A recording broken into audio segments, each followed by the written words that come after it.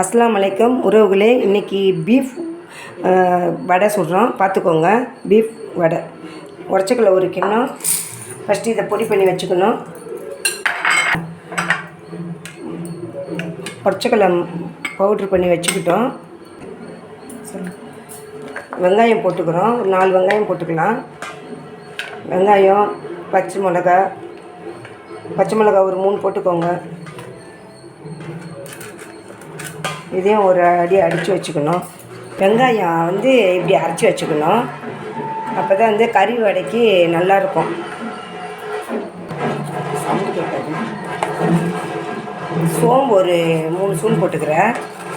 3 கரண்டி போட்டுக்கிறேன். சோம்பு சின்ன டீஸ்பூனில் தான் போட்டுக்கிறேன்.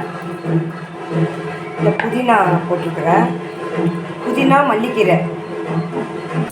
எங்கள் தெருவில் விநாயகர் ஊர்வலம் போகுது, அதனால் இப்படி சவுண்டு கேட்குது, வேறு ஒன்றும் இல்லை.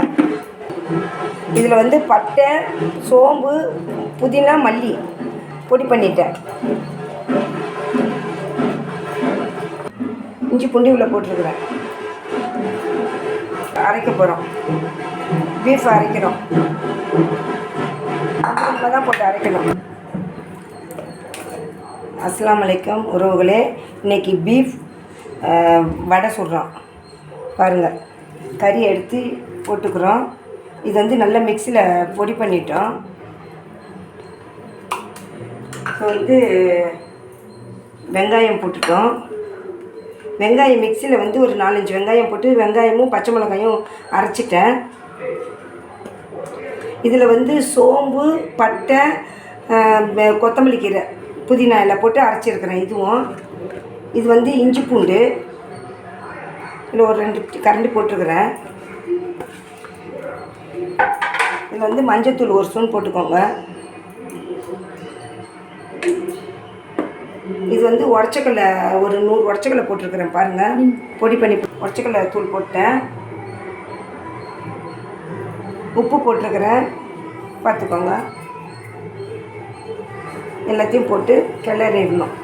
அப்போ இது நல்லா ஊறணுமா. அந்த வடைக்கு இந்த பீஃப் நல்லா சுத்தமாக மஞ்சத்தூள், உப்பு போட்டு நல்லா அலசி எடுத்துக்கணும். எடுத்துக்கிட்டு அப்படியே நல்லா கறியாகவே இது மிக்சியில் நல்லா அடிச்சுக்கணும். நல்லா அடிச்சிட்டிங்கன்னா தான் இந்த வடைக்கு நல்லாயிருக்கும். இப்படி நல்லா அந்த இதுக்கு போட்டு நல்லா பிணைஞ்சி வைக்கணும். பிணைஞ்சி நல்லா ஊறணும். ஊறுனா ஒரு டேஸ்ட்டு கொடுக்கும். நம்ம சுடும்போது தட்டி போடும்போது ஒரு வாசனையாக இருக்கும். நல்லா இதில் இஞ்சி பூண்டு எல்லாமே சேர்த்திங்கன்னா தான் அந்த இது டேஸ்ட்டு கொடுக்கும், மசாலா. ஏன்னா எல்லாத்தையும் ஒன்றா போட்டு அரைச்சிங்கன்னா அது சரியாக படாது. கறி அப்போ அந்த இது வராது. அரைக்கும் போது அந்த இது வராது, போதெல்லாம் வராது.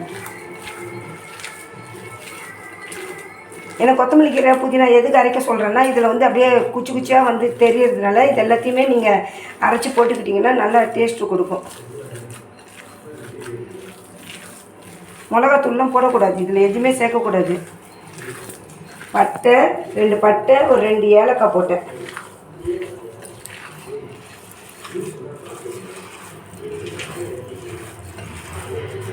வீட்டுக்கு எவ்வளோ, கறிக்கு எவ்வளோ, யாருக்கு காரத்துக்கு தக்கன பச்சை மிளகாய் யூஸ் பண்ணிக்கோங்க. ஏன்னா இன்றைக்கி எங்கள் பேரன், பேத்தி, மருமையை எல்லோரும் வந்துக்கிறாங்க. அவங்க வீட்டு ஃபேமிலி கொஞ்சம் காரம் கம்மியாக தான் சாப்பிடுவாங்க. அதனால் நாங்கள் காரம் கம்மியாக தான் சேர்த்துருக்குறேன் நான். இங்கே இருங்க, அப்படியே நல்லா ஊறணும். பாருங்கள், தண்ணி சத்தே இல்லை. பாருங்கள் எப்படி இருக்குது பாருங்கள். இங்கே பாருங்கள் எப்படி இருக்குது பாருங்கள். தண்ணி சத்தே இல்லை பாருங்கள். எதுவுமே தெரியாது பாருங்கள். அப்படியே இந்த வடை சுடும்போது நல்லா டேஸ்ட்டாக இருக்கும். அப்படியே இது ஊறட்டும். நாங்கள் இதை இப்போ கிளறி வச்சுட்டேன். அடுத்த வீடியோவில் இப்போ நான் சுடுறதை காமிக்கிறேன், பாருங்கள். அடுத்த வீடியோவில் வடை சுடுறோம். இப்போ பாருங்கள்,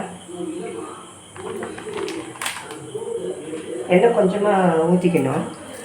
இந்த மாவு பிணைஞ்சி வச்சுருக்குறேன் பாருங்கள். நல்லா கறியை நல்லா கழுவிட்டு நல்லா மிக்சியில் தனித்தனியாக அரைக்கணும். அப்போ தான் உங்களுக்கு மசாலா அந்த இது கரெக்டாக செட் ஆகும். இல்லைன்னா ஒன்றா எல்லாத்தையும் அள்ளி போட்டோம்னா நல்லா இருக்காது. வெங்காயம், பச்சை மிளகாய், சோம்பு, இஞ்சி பூண்டு, புதினா, மல்லி, பட்டை கொஞ்சம், எல்லாம் போட்டு அரைச்சி உப்பு எல்லாம் போட்டு கிளறி வச்சிடணும்.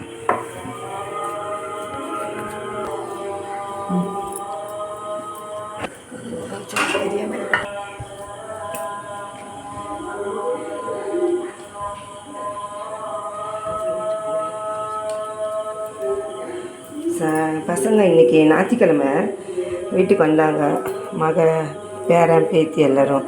காலையில் தோசை விட்டு சட்னி அரைச்சி, மத்தியானம் வந்து தேங்காய் சோறு நெய் சோறு ஆக்கிட்டு தால்ச்சா வச்சுட்டு பீஃபு கிரேவி பண்ணேன். காடை வாங்கி பொரிச்சு கொடுத்தேன் பசங்களுக்கு. ஸ்கூல் லீவுக்கு வந்துச்சுங்க. அதனால் ஞாயிற்றுக்கிழமை ஒரு நாள் அது பிள்ளைங்கள்லாம் வருவாங்க வீட்டுக்கு. இங்கே இது செஞ்சு கொடுக்குறது வெளியிலலாம் எதுவும் வாங்கலை. அதனால் வந்து பிள்ளைங்களுக்கு வீட்டில் செஞ்சு இப்படி வச்சு கொடுத்தா பிள்ளைங்க சாப்பிடுங்க. கடையில் வாங்கி சாப்பிட்றதுக்கு இந்தமாரி வீட்டில் வாங்கி செய்யுங்க. இது 1/2 கிலோ தான். இது 1/2 கிலோவுக்கு பாருங்கள் எவ்வளோ இருக்குது பாருங்கள். நல்லா கறியாக இருந்துச்சு, சூப்பராக இருந்துச்சு. ஆனால் நான் சாப்பிட மாட்டேன். சிக்கன் சாப்பிட மாட்டேன், பீஃப் சாப்பிட மாட்டேன், எதுவுமே நான் சாப்பிட மாட்டேன். எங்கள் பேரன் பேத்திங்க, எங்கள் மருமைய, எங்கள் பிள்ளைங்க எல்லாம் சாப்பிடுவாங்க. மையம் எல்லோரும் சாப்பிடுவாங்க. அதனால் செஞ்சு சரி கடையில் போய் வாங்கி கொடுத்து சாப்பிட்றதுக்கு இப்போ தான் அது கூட இந்த ஒரு வருஷமாக தான் நாங்கள் இங்கே செய்கிறோம். இல்லைன்னா வெளியில் வாங்கி தான் சாப்பிட்டுப்பாங்க. சரி இப்போ வீட்டில் செஞ்சு கொடுக்குறேன்.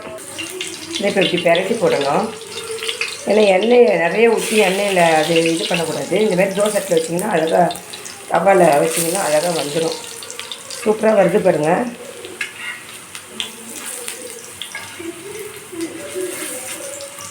இந்த பிள்ளைங்க வந்து ஞாயிற்றுக்கிழமை ஒரு நாளைக்கு நல்லா வீட்டில் எல்லாருக்கும் செஞ்சு பிள்ளைங்க சாப்பிட்டுட்டு போவாங்க.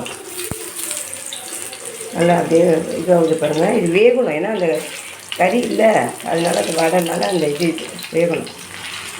நீங்களும் எல்லோரும் நல்லா செஞ்சு சாப்பிட்டு பாருங்கள். வீட்டிலே செய்யுங்க. இது ஒரு கஷ்டமான வேலையே இல்லை. அதேமாரியே இதில் வந்து நீங்கள் மட்டனில் செய்யலாம், சிக்கனில் செய்யலாம், நல்லாயிருக்கும். இறாவில் செய்யலாம்.